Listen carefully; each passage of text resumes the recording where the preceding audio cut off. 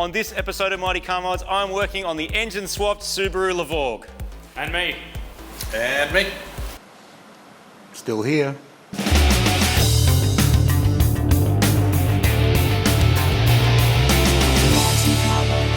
This is turning out to be one of my favourite builds of all time. Why? Because all the best expertise stuff that I've learned and some of my best mates have learned over the years is being applied into this car. It looks really clean, it looks factory with there's some really cool stuff going on here. With a fully built motor, there's a whole video on how I built it over in New Zealand with Possible Motorsport. We've got a big Pulsar G35 900 turbo on there. We're going to retain our mad carbon intake from Cobb, a big frontman intercooler. It's just all looking really cool. So last time the boys were down here to give us a hand, that was just a bit before Christmas. We got a fuel system done, we got the engine mounted, we got a lot of stuff mounted, but now we need to plumb it. Last episode you might have seen that awesome custom exhaust that Al made.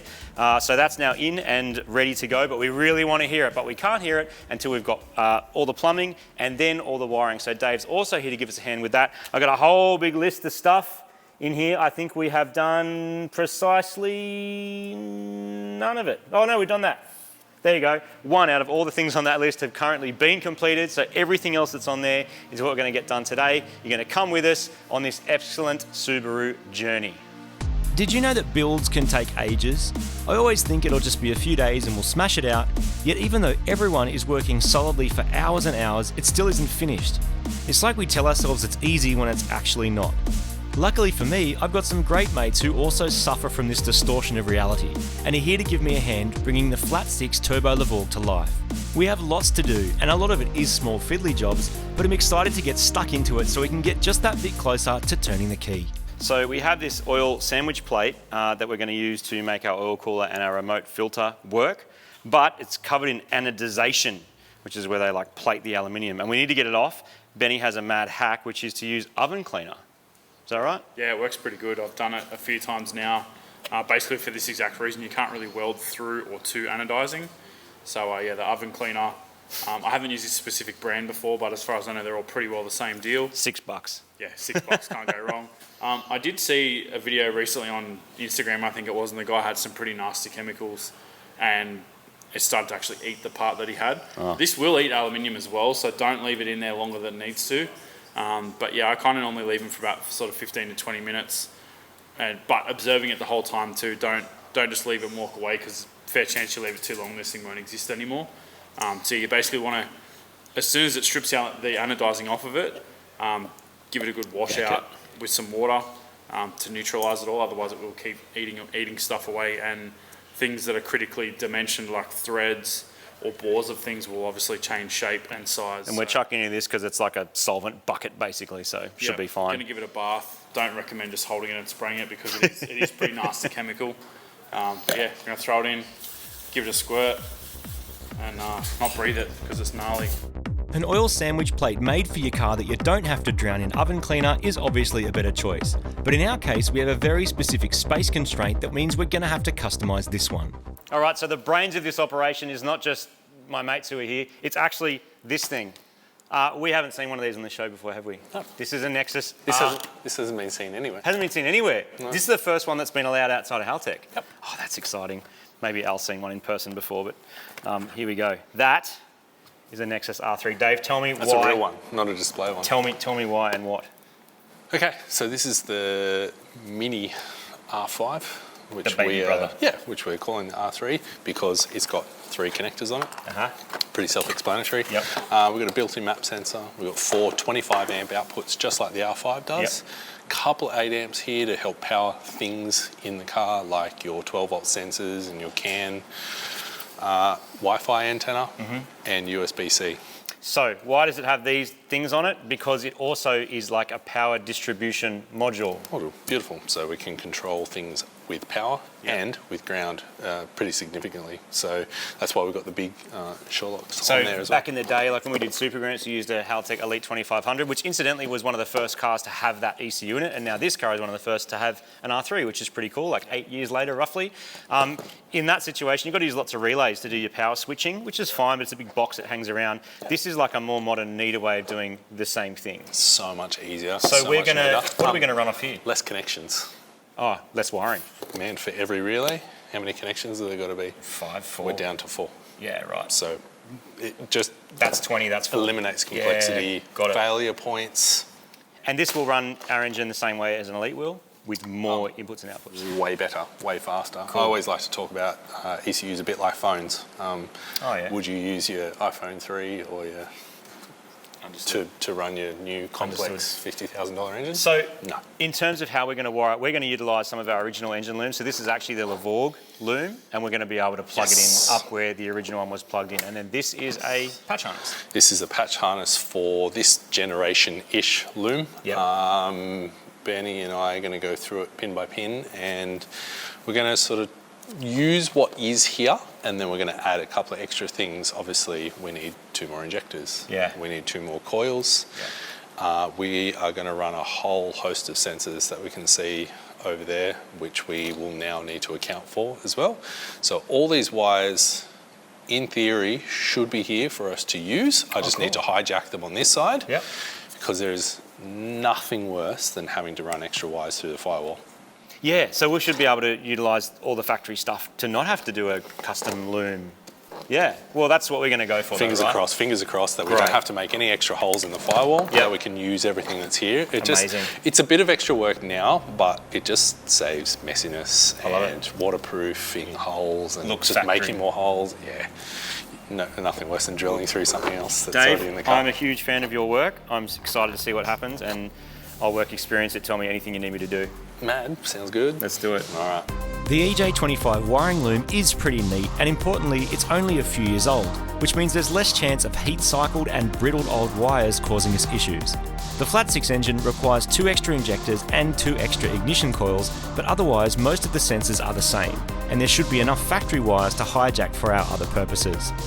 We also have a spare EZ30 loom, which will have the required connectors for all those extras. Essentially, we'll be combining the two and then re-pinning inside the car to match up with the Haltech. If it looks complex, that's because it is, but we only have to do this once and it will run the car forever.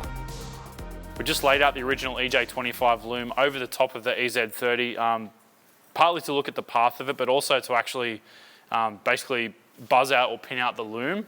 So Dave's gone as far as putting the Haltech patch loom under the dash, and we're actually pinning it out from the physical ECU connector all the way back to the wiring we have here. So far we've confirmed all of our ignition and injector wiring. We're actually going to check cam and crank next. Then we'll start to check all the other little connectors before we start basically cutting the loom apart and repurposing it. Once we tag out exactly what we need, we'll work out what we can repurpose. Basically anything with electrical tape that's red on it at the moment, we're earmarked for repurposing, but we do want to buzz it all out and check it before we go cutting it up. I have been guilty of cutting looms up before and not completely testing them, and Dave will attest to that being not a fun time.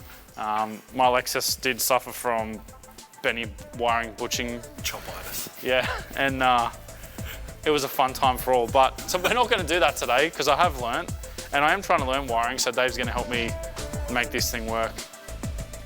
And it's going to be a good time, hopefully.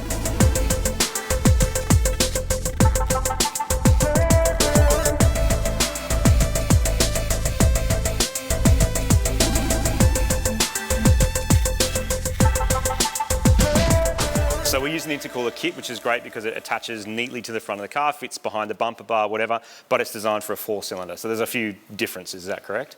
There certainly is. There's 2 more cylinders to get in the way of the intercooler pipes. So Right. we're going to work our way around them. Some of it actually fits all right. Yeah, this bit looks like it's okay. Yep. So this side's pretty easy. We're just going to go straight across, avoid all this, Yep. plug it in. Cool. And then the other side looks like we might change it completely. Yeah, we've got a big chunk of front of engine right in the way of where the pipes used to go, so we're just going to divert around that.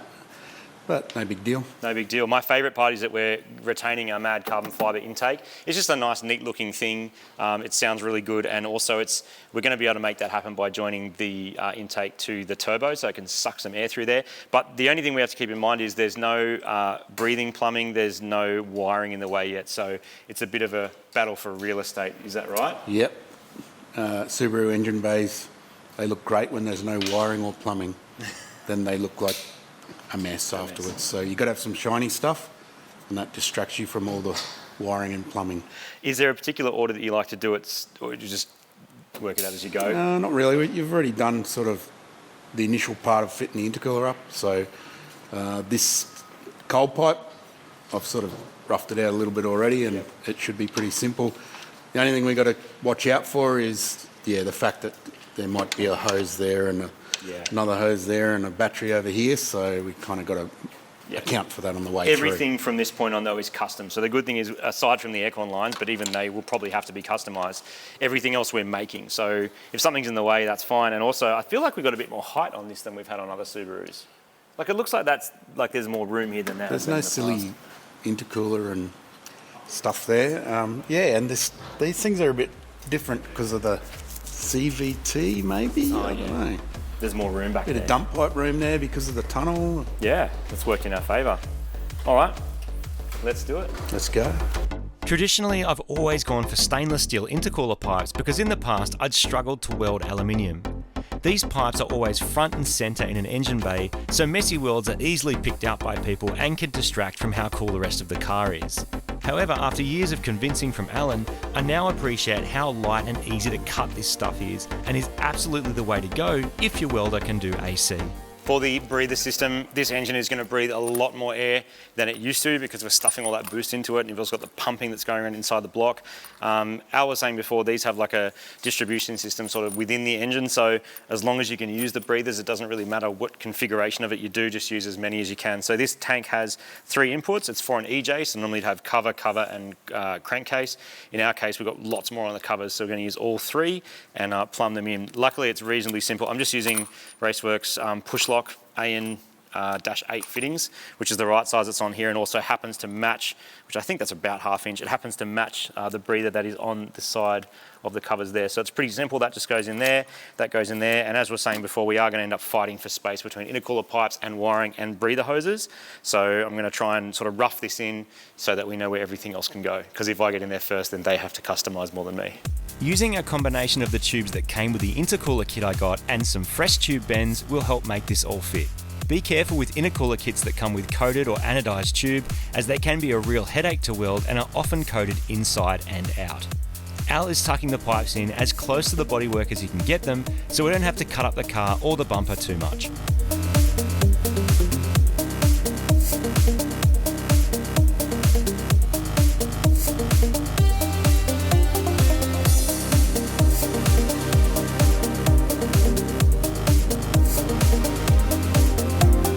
So I currently have 2 to 3 people all spouting jargon at me, and I'm reasonably up to date on this stuff, but I just got it wrong because an M10 by 1.0 port adapter to suit Bosch sensors has an inverted flare to suit M12 to M10 BK. Right, but not a 1/8, not a 1/8 NPT, because that's a different adapter that's in this one, which is not the right adapter. We needed a different metric adapter because BSP is not metric, but M2. You just opened it up and I just said, that's it? No, but you said it was to 1/8, and then you said this is to 1/8, so I got very confused. Yeah, because... But you said, okay, you said M12 by 1.5 to 1/8, which is not that. Because that's not 1/8, that's metric also. Yeah, but it saves you making a crisp Bosch fittings. Because that came from Otherwise, Germany, that'll right? be poking out the bonnet by the time you put 6 different fittings on it. So you just use that because it goes straight onto it. Because this came from Germany, therefore metric. Yeah. They wouldn't use that BSP rubbish. No. While I head off to uni to start my prerequisite engineering degree, progress on the wiring is continuing. Dave is making a breakout cable using a Deutsch connector that will allow us to easily disconnect the extra sensors that we're using. Things like oil and coolant temperature and pressure, fuel composition and fuel pressure. Once it's all been mapped out, the loom tube can start to be removed.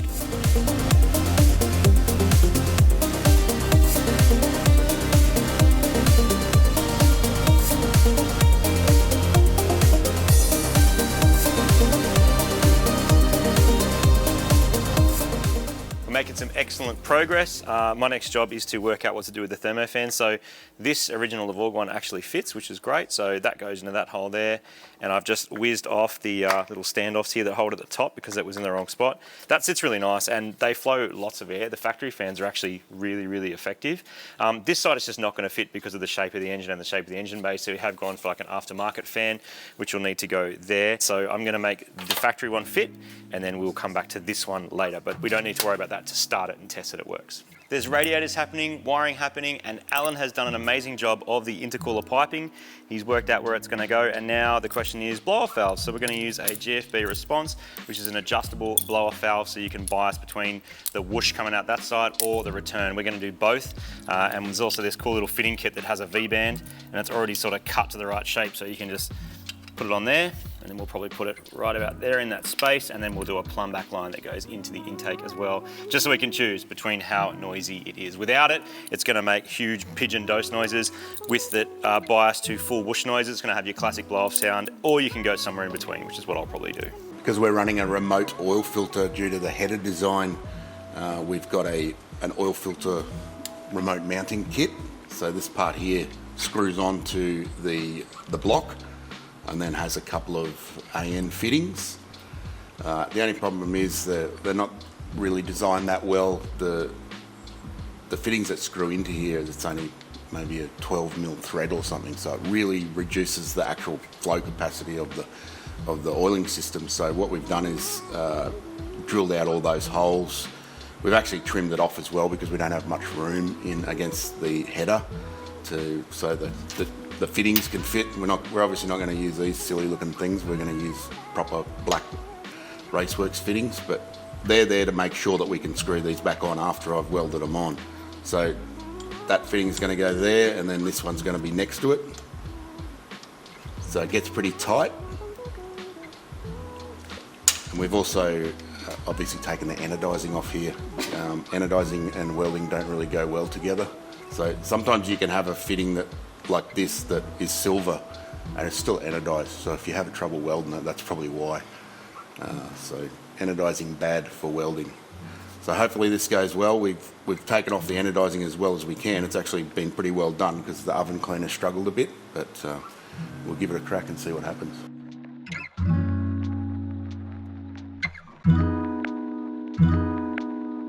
Now that our oil filter setup is starting to take shape, we've still got to do a bit of work on this one, which holds our oil filter. We can use the standard EZ30 oil filter on that, which is great, so we don't have to make any changes. Because I find these systems a little bit confusing because you've got three components and you've got to work out where everything goes, I like to draw it as a diagram. I also like to include important things like the turbo. But I thought, Alan, could you help me work out where this goes? Well, we've got two colours. We've got red for hot and green for cold. So after the cooler is green and before the cooler is red. Engine's over here. Which way does it go? So the middle part, that's your oil gallery. So that's going into the bearings and. So we want cold oil. Cold oil going into the spun bearing. We're not going to spin a bearing. So oil pump picks up, pumps out. It comes out through the side port of basically it would go into the oil filter's multiple little holes on the outside. Holes, yep.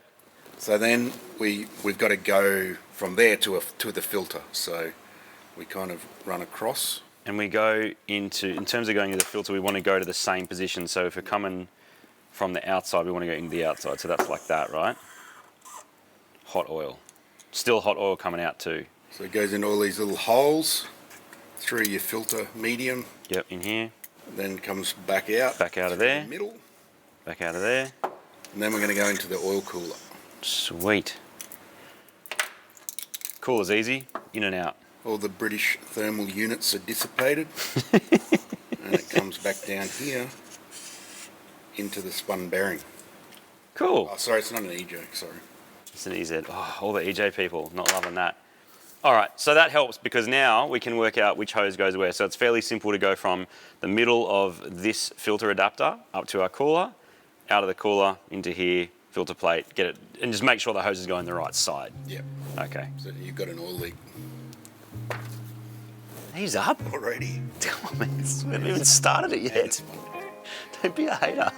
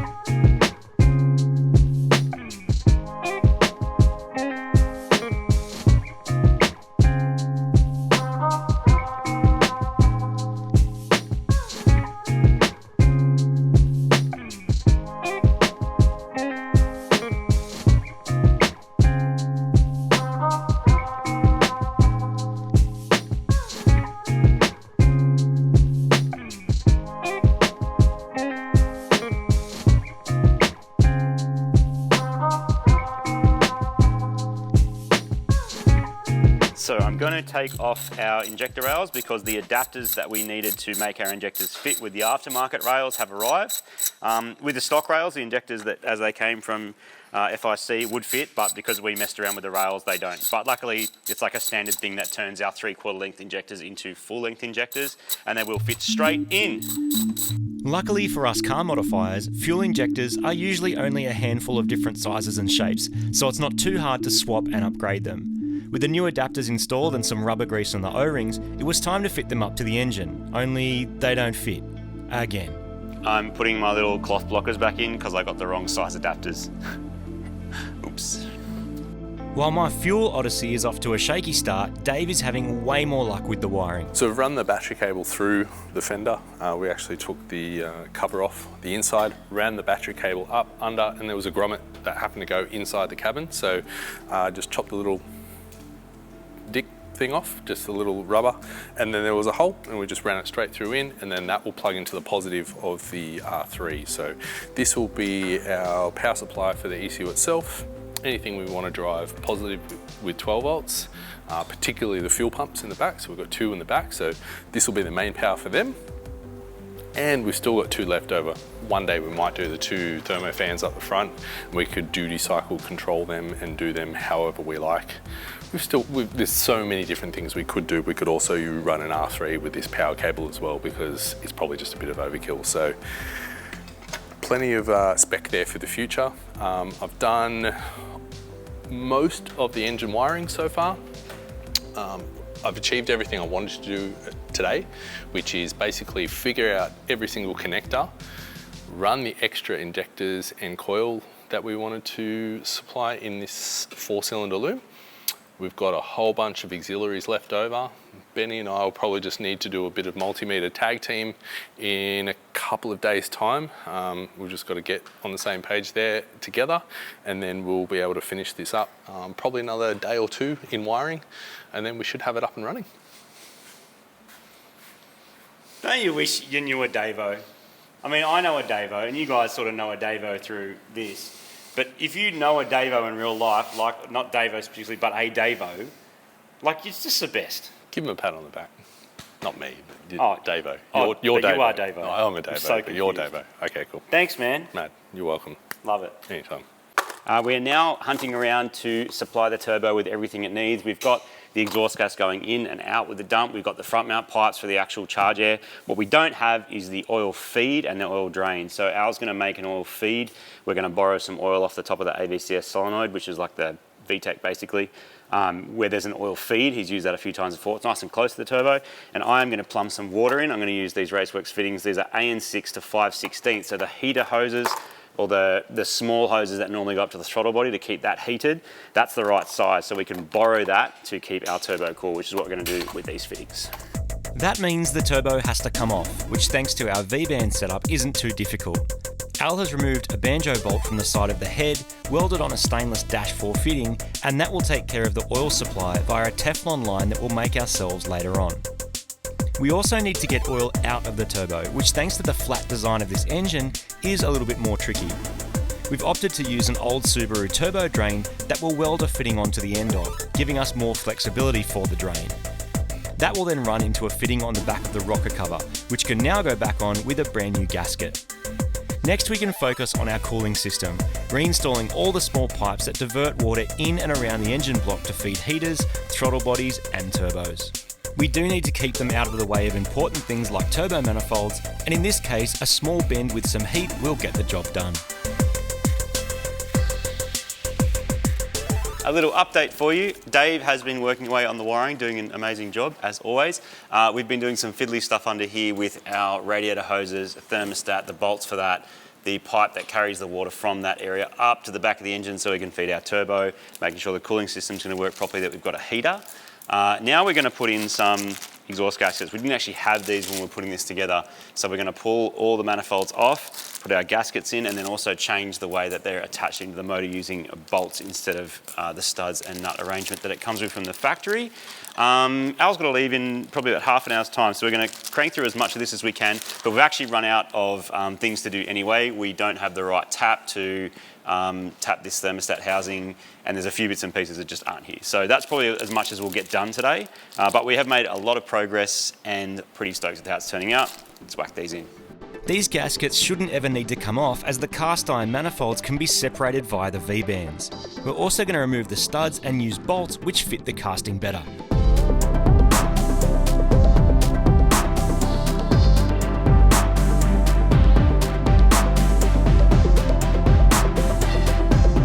It has been a massive couple of days working on the Levorg. Thank you for coming down and helping, Al.